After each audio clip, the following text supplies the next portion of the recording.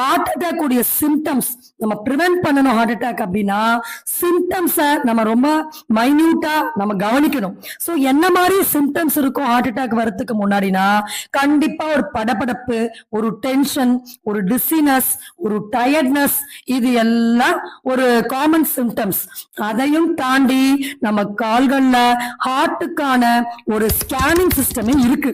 So அந்த காலுடைய உள்ளங்கால் பாதத்தை பார்க்கும்போது நமக்கு ஹார்ட் அட்டாக் வரதுக்கான சாத்தியக்கூறு இருக்கா இல்லையான்ற அளவுக்கு நம்மளால சொல்ல முடியும்.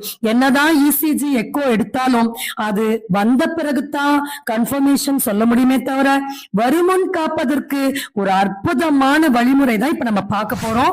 சோ இப்ப இந்த போட்டோஸ் நீங்க பார்க்கலாம். இந்த பிரிவென்ஷன் டெக்னிக்ல முக்கியமானது நம்ம கால் பாதங்கள் தான். சோ இந்த கால் பாதங்கள்ல இப்ப நீங்க பார்க்கக்கூடிய லொகேட் பண்ண ஏரியா வயிற்றுக்கான பகுதி. சோ வயிற்றில் உண்டான கேசஸ், வயிற்றில்